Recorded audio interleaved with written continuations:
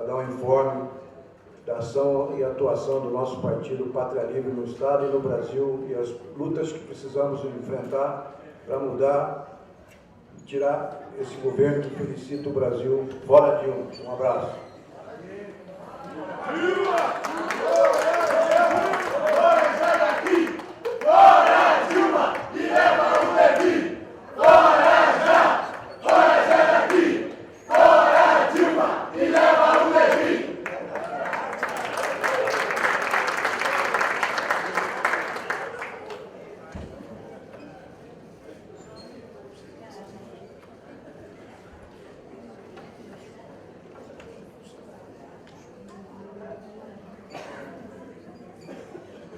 Meus queridos companheiros e companheiras, delegados e delegadas paulistas do Partido Pátria Livre, queridos dirigentes nacionais, estaduais e municipais, quero agradecer a todos pelo esforço e pela mobilização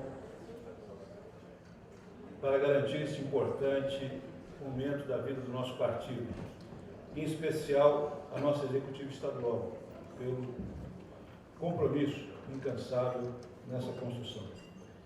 Queridos filiados e militantes do PPL, caros convidados, trabalhadores do Brasil e pelo Brasil. Estamos reunidos como representantes do povo de São Paulo em congresso, na preparação e mobilização para a eleição dos delegados de São Paulo ao 4º Congresso Nacional do Partido Pátria Livre e para a eleição do Diretório Estadual do PPL para o biênio 2016-2017. Como homenagem e reafirmação de nossa consigna maior, libertar o Brasil e construir o socialismo, bandeira desfraldada e sustentada política e ideologicamente pelo saudoso e eterno guia do nosso partido, Cláudio Campos. Quero convidar a todos para que adquiram um livro, A História Continua, que reúne escritos de Cláudio, com as contribuições de Sérgio Rubens, nosso presidente nacional, a quem dirijo minha saudação e agradecimento, do nosso amigo Carlos Lopes, diretor do Jornal do Povo, inestimado colaborador de Cláudio e de Sérgio, e vice-presidente nacional do nosso partido, e em seu nome eu saúdo todos os redatores, jornalistas, colaboradores e combativo e iluminado órgão do povo, que tem dado a orientação maior da luta do povo brasileiro, e a contribuição também do Nilson Araújo, nosso presidente da Fundação Instituto Cláudio Campos, a nossa fundação, que se constrói para apoiar a formação política dos quadros e militantes do nosso partido, e também com artigos do nosso saudoso Eduardo Fernandes, que também tem um excelente artigo publicado nessa magnífica obra. A História Continua foi um marco na luta pela construção do socialismo no Brasil e no mundo. Obra que resgata e aprofunda a compreensão da teoria do socialismo científico, analisando a maior e a primeira experiência exitosa da construção do socialismo na Rússia e na União das Repúblicas Socialistas Soviéticas. Obra para ser lida, relida, estudada e assimilada por todos os militantes do PPL e por todos os brasileiros que querem lutar e ver nossa pátria livre, democrática, soberana e avançando em direção ao socialismo. Peço a todos que programem o lançamento do livro em suas cidades, organizando debate com a participação dos dirigentes do partido, convidando a sociedade e representantes de outros partidos para conhecer o livro A História Continua. A companheira Mônica, que faz parte da diretoria da Fundação Cláudio Campos, ficará encarregada de organizar essa importante agenda de eventos. Aproveito também para fazer um convite a todos, para que participem e divulguem o excelente trabalho do CPC UMES, que promove a segunda mostra do cinema soviético e pós-soviético da Mosfilm, a maior e mais importante companhia de cinema da Rússia. São 11 filmes inéditos no Brasil, com debates e o lançamento de DVDs, que se realizarão de 3 a 9 de dezembro na Cinemateca de São Paulo. Queremos também que em todas as nossas cidades se possam organizar mostras de cinema da Mosfilm, do CPC da UMES, em todas as cidades onde o partido tem trabalho. Assim como o CAASO e os companheiros de São Carlos fizeram recentemente, divulgando esse tesouro da cultura para todas as cidades. E multipliquemos as ações práticas de formação de cineclubes para a divulgação da boa cultura e debate das boas ideias em torno destes cineclubes. A companheira Luísa Lopes poderia ficar encarregada de nos ajudar a centralizar essa iniciativa em todo o Estado, com apoio do companheiro Leandro e da companheira Michele. Companheiros, não tem sido fácil o caminho e os desafios para construir nossa nação. Nós, paulistas brasileiros de São Paulo, temos vivido com muita intensidade todos estes momentos.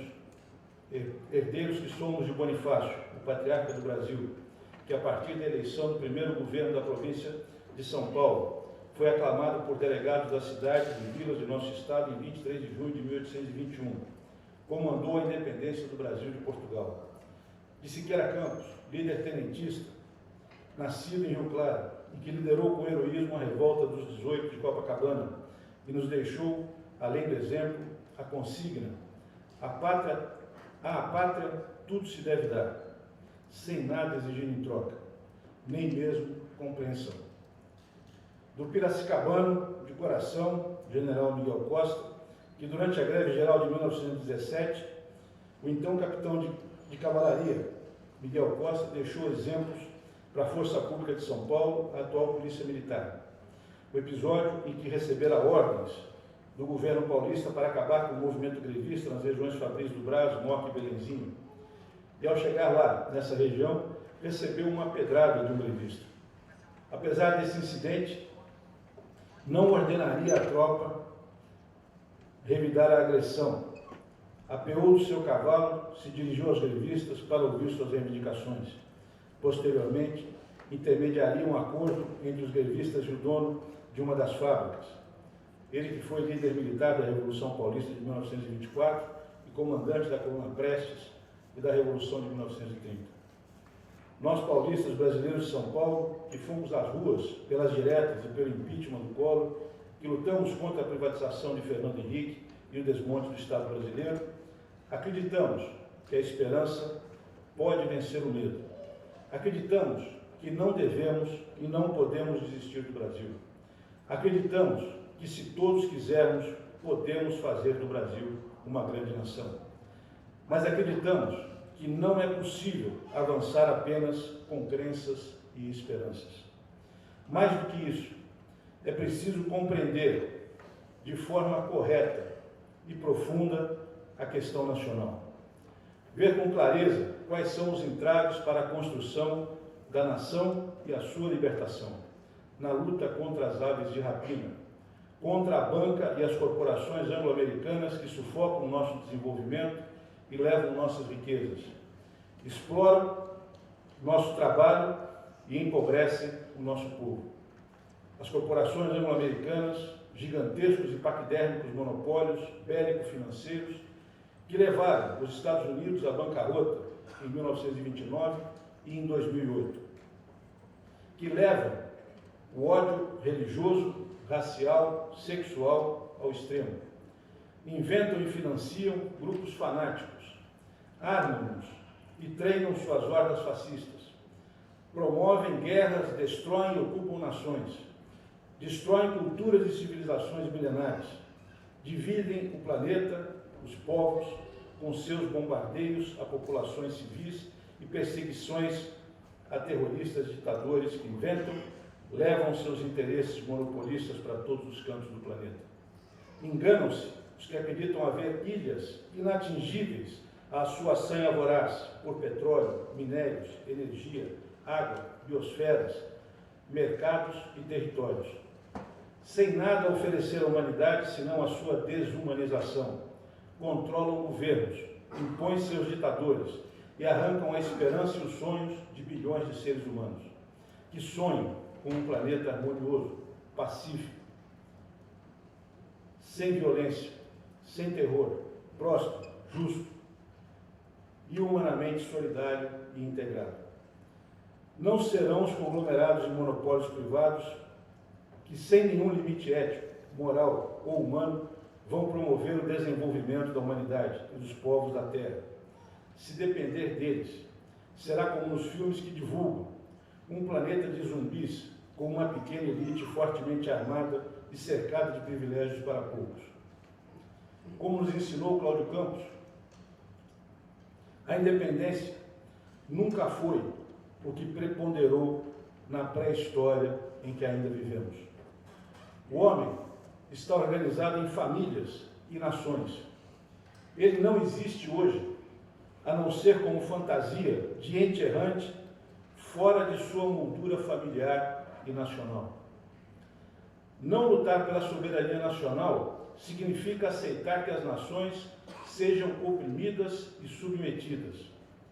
Conceber um mundo livre, formado por povos submissos, é tão absurdo quanto pretender uma comunidade saudável, composta de indivíduos dependentes, despersonalizados, sem identidade própria. É um antigo sonho do ser humano que a humanidade seja uma só, com uma só e integrada cultura e economia. Que os homens sejam solidários em todo o mundo, sem estreitezas e nem egoísmos nacionais. Mas é evidente que isso só pode ser fruto da ação de homens livres, conscientes, organizados em nações livres e independentes. O sufocamento, esmagamento e submissão de algumas nações por outras não pode conduzir à globalização, à integração alguma, mas apenas à desintegração, à escravização da grande maioria das pessoas. Triste globalização essa, em que a propriedade se concentra na mão de meia dúzia de miliardários dos países centrais, enquanto toda a periferia é reduzida à condição de párias assalariados ou desempregados. O imperialismo, a sujeição política e econômica de algumas nações a outras, é hoje exatamente o principal obstáculo a essa integração. Quem quiser de fato alcançá-lo, precisa se bater energicamente pela independência e soberania dos povos, porque ela é a única coisa que pode servir de base a uma integração verdadeira. É preciso, portanto, compreender com clareza quais são os entraves de natureza econômica, de natureza política, de natureza ideológica, de natureza cultural e espiritual, que impedem nossa independência e desenvolvimento como nação. Durante o governo de Fernando Henrique, na sanha privatista e de juros elevados, durante o governo Lula e mais agora no governo Dilma, com essa disparada dos juros e a sangria do dinheiro público através do mecanismo do pagamento trilionário de juros aos bancos, o principal entrave ao nosso desenvolvimento é esse desvio do dinheiro público para os bancos através do mecanismo da elevação da taxa de juros, da Selic, e corte nos investimentos do Estado e pagamento de centenas de bilhões de reais todo ano aos bancos e especuladores nacionais e principalmente estrangeiros. Companheiros, o século XX foi marcado por indas e vindas e por avanços em nosso desenvolvimento nacional.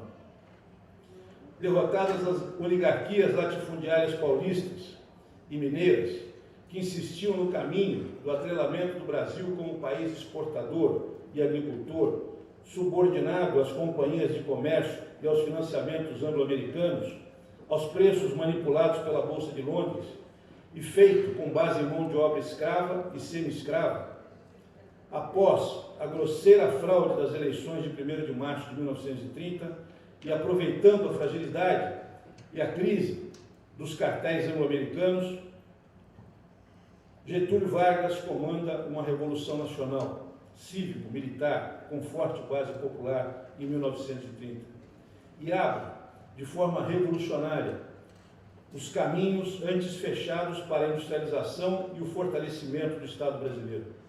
Entretanto, as resistências dos coronéis do açúcar e dos barões do café, empresários e trabalhadores, enfrentando essas resistências, se organizam e aprofundam suas conquistas.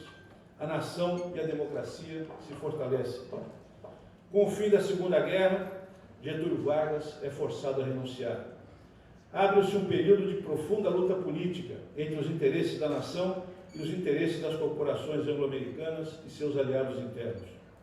Getúlio volta ao poder em 1950 pelo voto do povo, e dos 3.849.040 votos, dos 3.849.040 votos, que representaram 48,73% dos eleitores brasileiros, São Paulo colaborou com 925.423 votos, contra os 357.413 obtidos por Eduardo Gomes.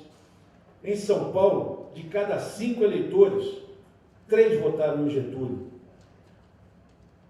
3 de cada 5 votaram em Getúlio. Era o apoio claro e contundente dos paulistas ao líder da Revolução Nacional de 1930. Era um manifesto claro da desaprovação das oligarquias, da desaprovação às oligarquias que tentaram derrubá-lo em 9 de julho de 1932. Mas as aves de rapina continuariam sua sorte da campanha e o levam ao martírio em 24 de agosto de 1954. O número 54 do PPL foi escolhido para que nunca nos esqueçamos do martírio de Getúlio e que em cada voto dos brasileiros, no 54, fica a marca da disposição da nossa gente. Ou ficar a pátria livre, ou morrer pelo Brasil.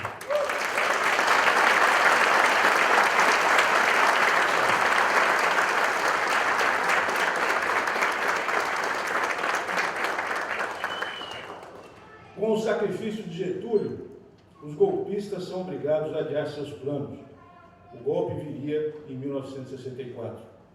Na sanha da propaganda anticomunista, irradiada e financiada pelo ouro americano, que comprou os deputados do Congresso Nacional e os generais golpistas, com dólares pagos pelas corporações anglo-americanas, como é notório pelas gravações já liberadas pela Casa Branca.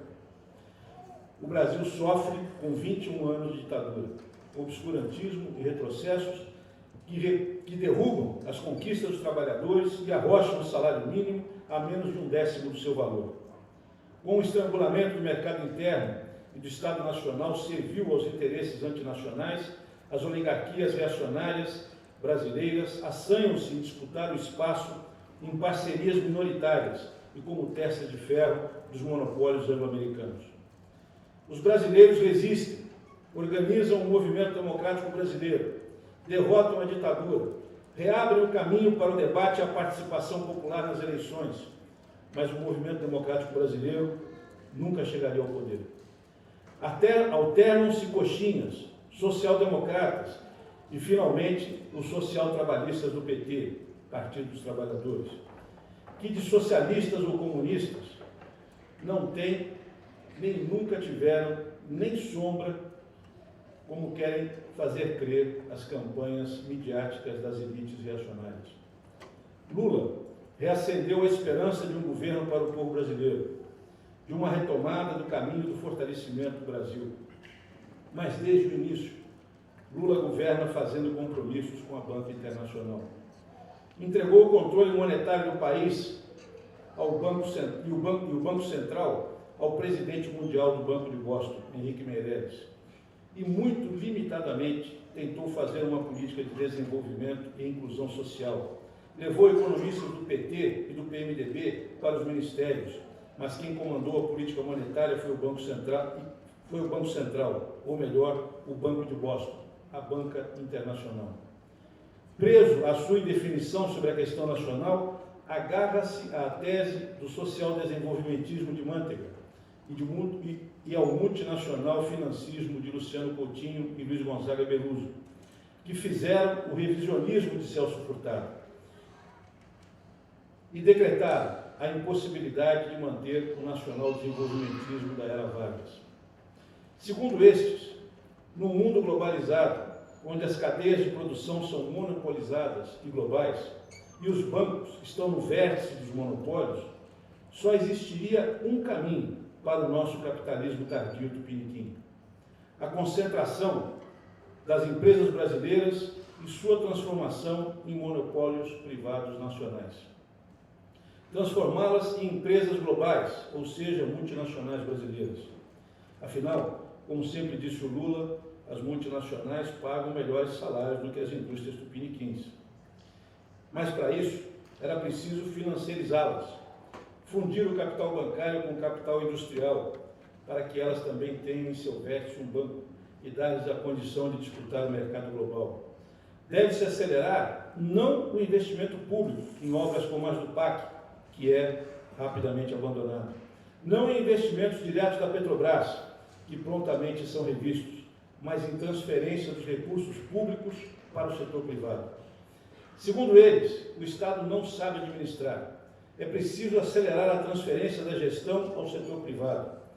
O Bradesco é convocado para assumir o controle do Ministério da Fazenda, o Tesouro Nacional e o Banco Central.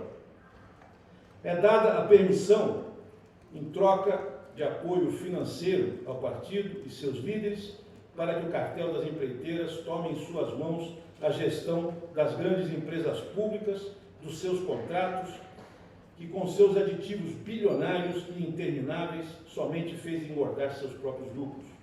E, é claro, dar todas as garantias necessárias, aumentando os juros e priorizando o seu pagamento, para que o capital estrangeiro, a banca internacional, venha ajudar a construir as multinacionais brasileiras. Como se o capital internacional, que não tem compromisso sequer com o desenvolvimento dos seus países, pudesse se comprometer de mãos soltas a desenvolver o nosso país. Fazem concessões e não privatizações das obras de infraestrutura, das empresas, dos serviços públicos, sempre em parcerias público-privadas, onde pretendiam que o setor, que o gestor dessas empresas fossem as multinacionais brasileiras, financiadas com dinheiro público, que, claro, é muito menos do que se pode conseguir se o capital estrangeiro for atraído com juros elevados para financiar as multinacionais brasileiras. Ninguém melhor do que a Dilma para colocar esse genial plano em ação. Alguém que já foi de esquerda, da luta armada, economista, gestor do setor de energia, para ter uma visão realista das possibilidades do Brasil. A Odebrecht, de Marcelo, fica com as obras e refinarias da Petrobras. O BTG Pactual, de André Estevam, com a Sete Brasil. O Friboi, com a carne. O Moonlight, com o álcool. O Le Mans, da Ambev, com a cerveja. E Lula sai abrindo o mercado internacional para fortalecer as novas multinacionais brasileiras. Que mal há. Não é isso que Obama e Merkel fazem com as suas corporações? Afinal, o Lula está com mais prestígio internacional que os dois. Era o que diziam os magazines do Império. Mas, como se diz no futebol, combinaram com os russos? Ou melhor, combinaram com os monopólios americanos? Não. E não é que os caras grampearam tudo? Não é que eles estão sabendo de todas as tenebrosas transações para financiar o PT, os deputados e tudo mais? Lá vem o vice-presidente americano fazer uma visitinha e lembrar a presidente Dilma que esse negócio de fazer a exploração do petróleo do pré-sal com a empresa estatal chinesa não vai ficar sem troco. Afinal, o que iriam fazer com todos esses grampos e provas que podem derrubar o governo? E a Dilma convoca a Guarda Nacional para reprimir o povo e faz a venda da maior descoberta do pré-sal, o Campo de Líbano. E quem sai no lucro? A Shell, apesar da torcida de alguns petistas para que fosse com a China. Querem fortalecer as multinacionais brasileiras, às custas do Estado e das empresas públicas. Canibalizam a Petrobras. Mas o que se acelera de forma insuportável é a transferência dos recursos públicos para empresas estrangeiras e bancos. É a aquisição de milhares de grandes empresas privadas nacionais por empresas estrangeiras. Mais precisamente, 2.008 empresas que passam às mãos do capital estrangeiro e que foram compradas e financiadas não com dinheiro estrangeiro, com dinheiro do BNDES, do Fundo de Garantia, do FAT, do Fundo de Amparo ao Trabalhador. Mas o que ainda é mais grave e destrutivo é a sangria da poupança nacional, através do pagamento de juros aviltantes da dívida pública. Na contramão de todos os demais países, em que a taxa de juros ou se aproxima de zero ou é negativa, no Brasil, a banca impõe aos brasileiros a maior taxa de juros do planeta. Rapidamente, os americanos fazem ver quem é que manda nesse jogo de monopólio em que Lula, Dilma, Luciano e Beluso se aventuraram a brincar. As multinacionais brasileiras que foram alavancadas vão parar nas mãos dos monopólios privados estrangeiros e os empresários e os dirigentes petistas na papuda. Em mais uma prisão do líder do governo, assistimos o senador Delcídio Amaral ser conduzido à prisão.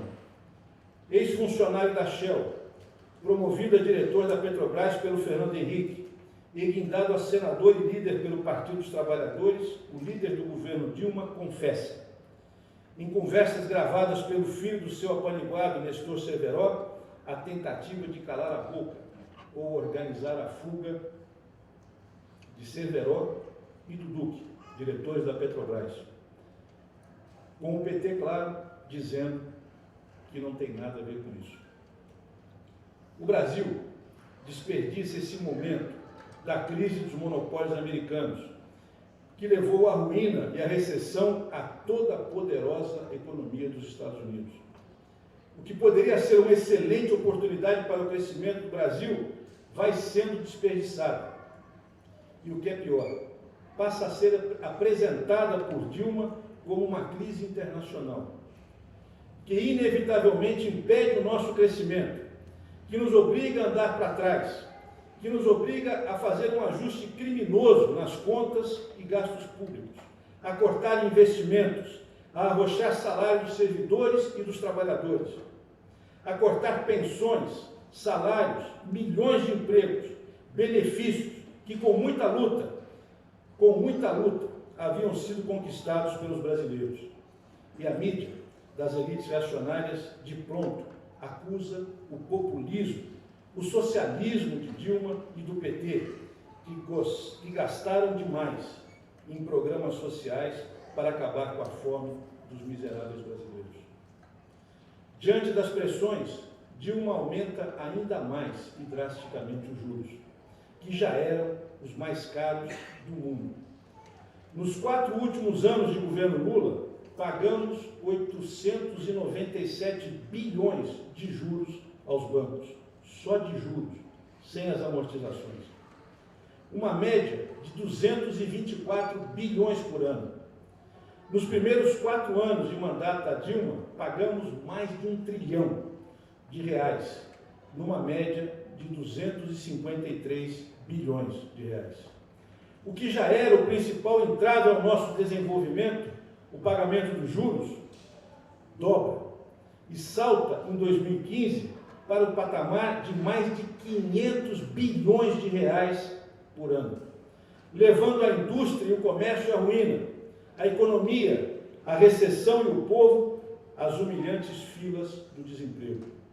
O governo paga a quem investe em seus papéis 14,25% ao ano. Nos Estados Unidos, os juros variam de 0 a 0,24%. No Japão, são de 0,1%. Esse quadro faz com que haja empresas no Brasil que, em vez de correr riscos investindo na produção, preferem aplicar no mercado financeiro. Têm lucros altíssimos e sem qualquer risco, vivem de renda. Juros altos causam recessão, inibem novos investimentos, tornam mais caros os produtos vendidos de forma financiada, desaquecem a economia e fazem aumentar o desemprego.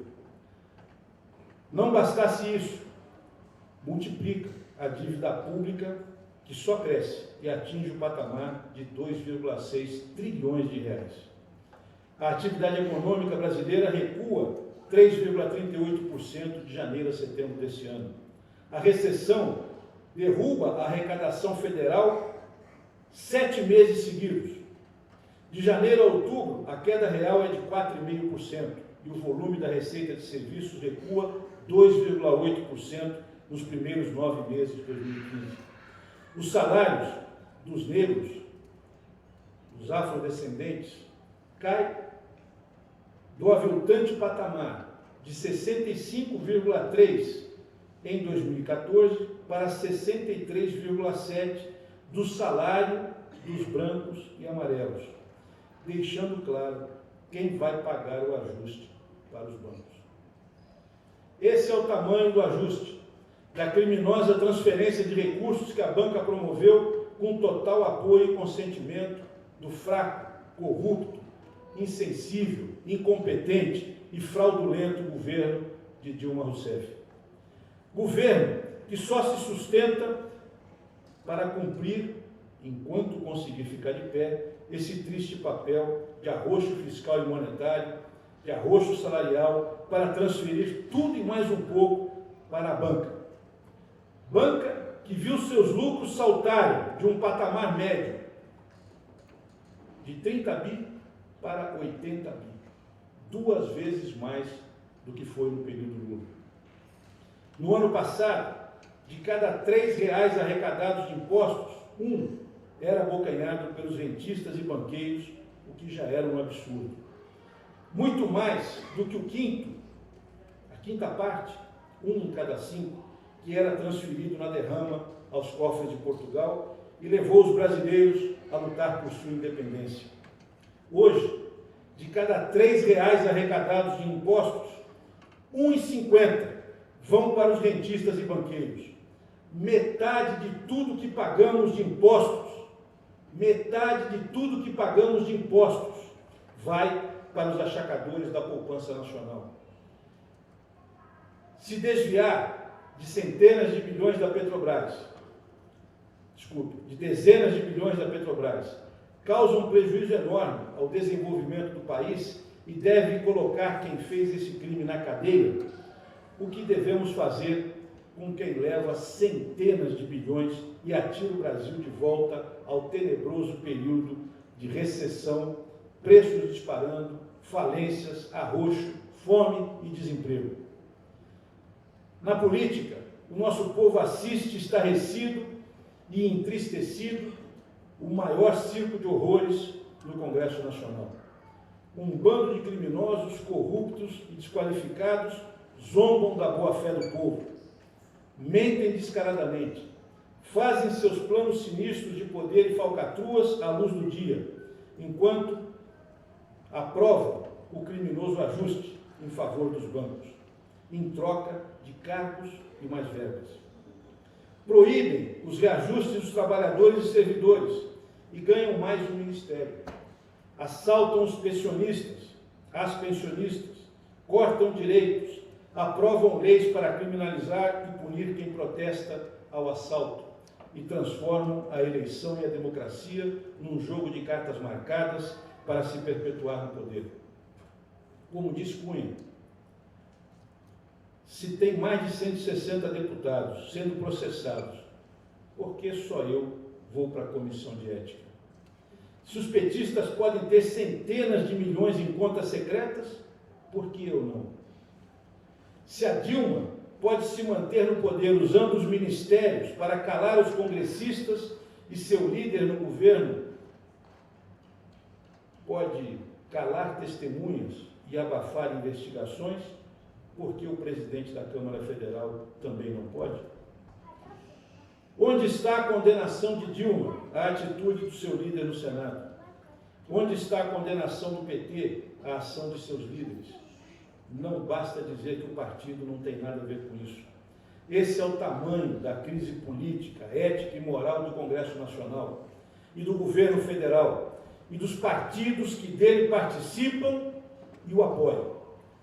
Da incapacidade do governo de representar o povo que o elegeu, de um Congresso que não tem legitimidade para encontrar uma saída para a crise como as que já tivemos antes, e de partidos que se une na política neoliberal, de opressão e massacre ao seu próprio povo.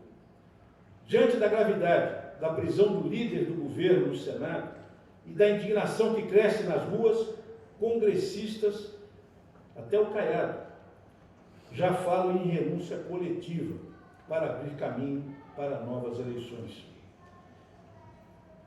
Como se tanta desgraça não bastasse, vimos a tragédia do Vale do Rio Doce, que vitimou a cidade de Mariana, Governador Valadares, Resplendor, Colatina, Baixo Bandu, Linhares, Alpercata, Aimorés, Barra Longa, Belo Oriente, Galileia, Ituetá, Pedra Corrida, Periquito, Quatituba, Turniritinga e os índios Krenak, que sem água ocuparam a ferrovia da Vale, e o seu chefe explicou o motivo.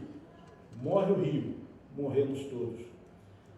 Parabéns aos companheiros do PPL de Taquaquecetuba e ao Lucas, que organizou a ida de um caminhão de mantimentos para Mariana.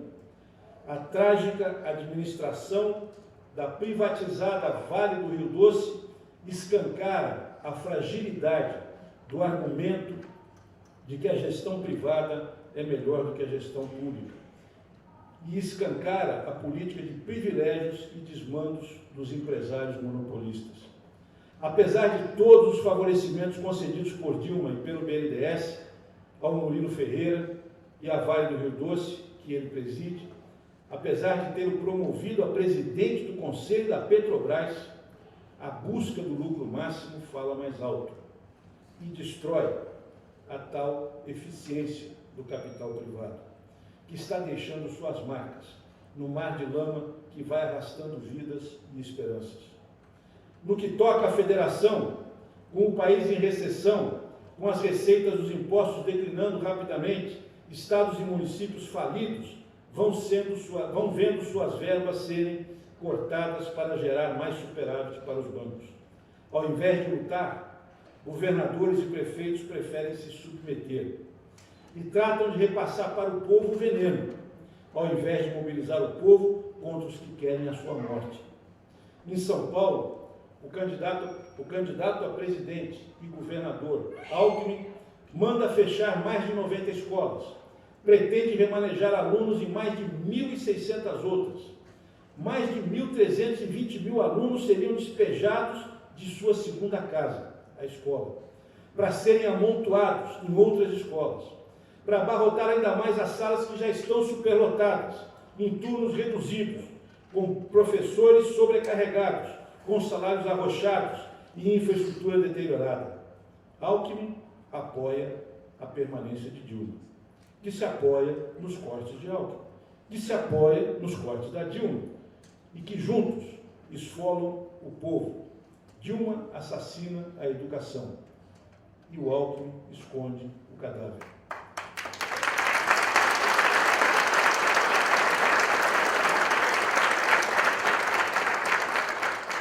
O prefeito da capital, que prometeu o metrô, ou pelo menos fazer túneis com um tatuzão que ele iria contratar para entregar a obra pronta para o metrô, já que ele não queria dar dinheiro para uma gestão acusada de superfaturar os trens, esqueceu o que prometeu na eleição e apresenta como solução moderna para o povo de São Paulo a sua maior obra, a ciclovia.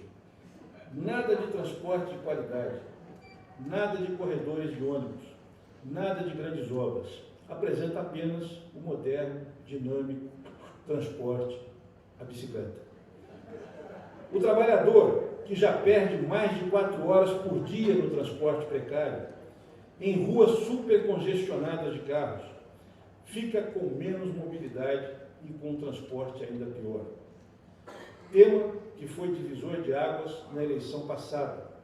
Os trabalhadores de São Paulo têm que se conformar em financiar sua bicicleta a juros absurdos e se virar com a ciclovia oferecida. As ruas, que não foram alargadas nem asfaltadas, se congestionam ainda mais. A vida e a cidade vai parando. Os limites de velocidade são mais reduzidas, mas as multas disparam. Seria melhor voltarmos aos tempos das charretes e cavalos. Pelo menos a tração animal sempre foi vista como mais moderna do que o transporte movido a pedaladas. Só faltou o prefeito Haddad apresentar um plano para voltar a usar aquele carro dos Flintstones, movido a pedaladas. E para piorar o transporte, já que ele fez a ciclovia, pode agora, como acaba de propor, após um estudo de quase 3 anos estudando os transportes, para reduzir o número de ônibus em circulação. 180 ônibus, 1.800 ônibus a menos. 697 das 1.390 linhas serão modificadas. Ficarão apenas 693 linhas, como estão. E 148 serão cortadas, eliminadas. Das 1.242 linhas, 151 só funcionarão à noite. 10 mil empregos fechados. A Dilma pedala, o Haddad pedala, e querem obrigar o povo a pedalar com eles. Já na educação, o moderno prefeito de São Paulo, que trabalhou como ministro da Educação, mas nada fez para melhorar a educação da cidade, está apenas esperando o Alckmin fechar as escolas para ver se ele pode ficar com alguns desses prédios, já que escolas e creches seu governo não constrói. Podia ao menos protestar contra o fechamento das escolas estaduais em sua cidade, que tanto precisa de educação. Mas não. Está animado à espera das sobras dos cadáveres que o Alckmin quer esconder e que a Dilma assassinou na escola pública. Por isso, o PPL dá todo o seu apoio e parabeniza a juventude paulista e a diretoria da UNES pela firme resistência que vem opondo a esse criminoso projeto de fechamento de escolas. Ainda mais num momento de crise, onde milhares de famílias que vão perdendo o emprego e a renda e que vão ter que retirar seus filhos das escolas particulares, que tanto cresceram no governo Dilma e no governo Alckmin, e vão precisar da escola pública. Ampliar as ocupações, contactar e reunir as lideranças das escolas que já estão ocupadas, montar o comando da luta, mobilizar os estudantes em manifestações de rua, combater os imobilistas que querem ficar apenas nas ocupações com seu discurso radicaloide e paralisante, subir pelos muros e tomar as ruas e pressionar Alckmin a retirar esse plano absurdo de reorganização e ajuste na educação de São Paulo é a tarefa não apenas da juventude e dos estudantes, mas dos professores, dos pais, das mães, que se unam aos seus filhos em defesa da educação de São Paulo.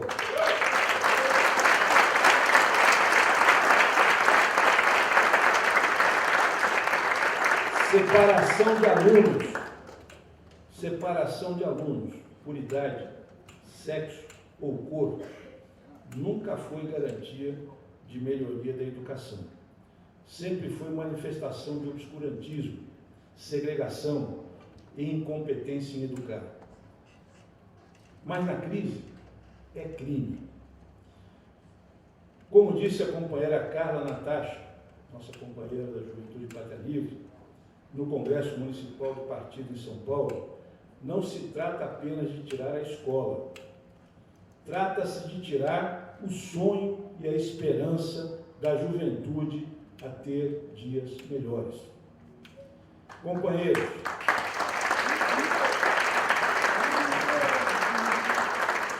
o PPL tem chamado a população à luta e tem feito crescer as manifestações contra os aumentos da taxa de juros do Banco Central na defesa de seus direitos. E mais de 200 escolas de São Paulo estão ocupadas e a luta cresce todos os dias pelas ações dos líderes da Juventude Pátria Livre, dos dirigentes sindicais. Greves e manifestações se alastram nas fábricas e nos sindicatos. O partido deve estar presente em todas as lutas do povo de São Paulo. Deve preparar seus diretórios e filiados, candidatos a prefeito e a vereador, para liderar estas lutas. Participar e liderar estas lutas. Desde já ir às ruas, mobilizar o povo pela derrubada desse governo de traição nacional e pela mudança da política em cada cidade onde estamos presentes. O PPL está convencido que somente a derrubada desta absurda taxa de juros para os patamares internacionais pode abrir o caminho para a retomada do crescimento e vai concentrar toda a sua energia em trazer mais e mais o povo e os movimentos sociais para a luta pela derrubada da taxa de juros. O PPL exige a renúncia imediata da presidente Dilma, do Temer, do Cunha, do Renan, do Aécio, e exige a convocação imediata de eleições limpas e democráticas. Quanto antes, melhor.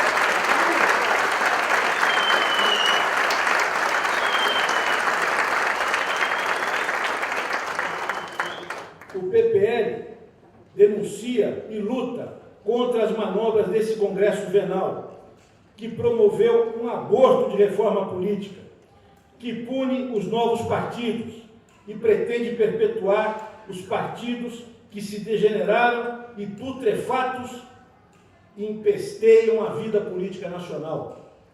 O PPL denuncia e luta contra todas as manobras da Banca Internacional para aprovar leis que amarrem o Estado a entregar os impostos arrecadados aos banqueiros e sua sanha sem limite por mais lucro, como a lei proposta por Serra, que pretende passar obrigatoriamente os recursos do Tesouro para os bancos. O PPL denuncia e luta contra as manobras para se aproveitar de um governo moribundo que a banca faz, para aprovar no Congresso Nacional a tentativa de se apropriar do petróleo que é nosso, do povo brasileiro, e voltar aos contratos que davam todo o petróleo ao cartel internacional.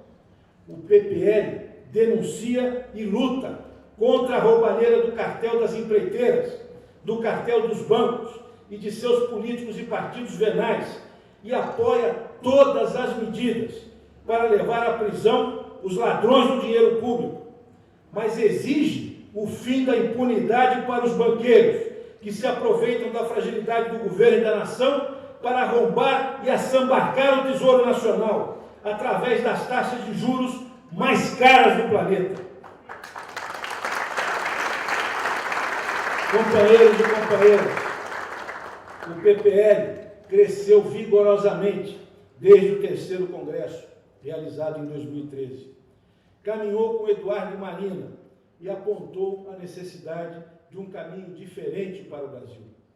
Crescemos mais de 70% o número de filiados e estamos reorganizando diretórios em mais de 1.200 cidades nos 27 estados do Brasil, com militantes comprometidos com as mudanças que o Brasil e as cidades precisam realizar. Recusamos alianças eleitoreiras que somente se preocupem em usar o partido como sublegenda de projetos locais. Reforçamos nossas fileiras com líderes respeitados, politizados e comprometidos com o fortalecimento da sua cidade, do país e do partido. Cresceu o compromisso dos filiados com a contribuição material e financeira do partido. A vacilação em vencer as barreiras e o discurso de que o PPL tinha que fazer como os outros partidos, que não cobram nada dos filiados e cujos líderes ou parlamentares pagam a sua militância, vêm sendo derrotadas passo a passo, cidade a cidade, estado a estado. Se quisermos um Brasil livre e um partido comprometido com esse princípio, não podemos educar os militantes e os dirigentes com as velhas práticas dos partidos de caudilho e de curral. O PPL convoca o povo a participar da construção de um partido em que o filiado é o dono do partido. É livre para se expressar e defender as suas ideias. E isso passa por garantir o direito dos filiados à vida coletiva e partidária. Politizar ao máximo a filiação, mas passa também por garantir que os coletivos partidários funcionem regularmente, que todos tenham o direito de se informar e debater livremente as ideias nos organismos do partido. Passa também por formar os diretórios municipais, mas, acima de tudo, garantir a formação dos diretórios de base, com no máximo 30 filiados, para que haja participação real de todos, por bairro, por fábrica, por escola. Em São Paulo, e no estado de São Paulo, vamos lançar diversos candidatos a prefeito em importantes cidades, como o nosso companheiro Nefe Tales, em Guarulhos, a segunda maior cidade do nosso estado. O Dr. Gilson, em Itacoaquecetuba, o companheiro Comita, em Poá, o Denis Ferrão, em Santo André, a Evelyn, em Cajamar, o Dr. Nader, em São Roque, o vereador Valmir, em Taquaritinga, o Varley, em Catanduva, o Caio, em Peruíbe, o Sacomano, em São Carlos, e até março do ano que vem teremos novas forças e novos candidatos a prefeito, vice-prefeito e vereadores se somarão à luta do nosso partido. O PPL tem que preparar seus candidatos e organizações partidárias para construir uma força política nova, militante e comprometida com a mudança do Brasil e das nossas cidades. Como contribuição inicial para a organização dos programas de governo de nossos candidatos a prefeito, peço a todos os nossos candidatos que conheçam o programa que elaboramos para a cidade de São Paulo, Soluções Inovadoras para Mudar São Paulo. Ali se encontram 6 grandes diretrizes formatadas nas propostas Reeduca São Paulo, SUS Paulistano, Reusa São Paulo, Rápido Paulistano, Nova Morada e São Paulo das Artes. Vocês podem baixar pelo site www.miguel54.com.br. É um subsídio importante para iniciar o trabalho. Outra experiência foi a construção do programa de governo da candidatura de Eduardo Campos. Nós fizemos um programa ouvindo, nos 2 casos, e com ampla participação popular, também os técnicos e lideranças de cada segmento da sociedade, deixando claro que o jeito PPL de discutir e será o jeito PPL de governar. Portanto, proponho também que realizemos reuniões quinzenais com os nossos pré-candidatos a prefeito para a troca de experiência, busca de soluções de logística e infraestrutura de campanha, que compartilhadas podem baratear os custos e tornar mais eficientes nossas candidaturas. O uso científico e correto das redes sociais, da TV por internet, das telemensagens, do telemarketing, do WhatsApp e de outras formas de comunicação de massa e de baixo custo. Vamos fazer também seminários para a formação de nossos pré-candidatos a vereador, não apenas discutindo as propostas políticas que nossos vereadores podem fazer para uma campanha diferenciada, como também técnicas de oratória, conduta, formação de equipes, uso de novas tecnologias de propaganda, orientação jurídica e financeira. Companheiros, no final do ano, novamente, vamos fazer nossa campanha de mensagens de Natal com anúncios em apoio ao jornal Hora do Povo. Somos centenas de dirigentes, candidatos e delegados. Peço a todos os nossos dirigentes, aos nossos candidatos e aos nossos delegados, que se comprometam em fazer e em conseguir pelo menos uma mensagem de Natal, um anúncio para esta campanha de luta em defesa de uma imprensa livre e comprometida com o Brasil. Políticos, sindicatos, entidades, empresas, instituições, todos podem ser procurados e anunciar suas mensagens no Jornal do Povo. Ampliar o acesso de todos os brasileiros a esse importante veículo de informação, tão brilhantemente dirigido por inúmeros filiados de nosso partido, é muito importante para aumentar a consciência dos brasileiros sobre seus verdadeiros interesses. Estas serão as tarefas da nova direção que vamos construir neste Congresso. Muito obrigado.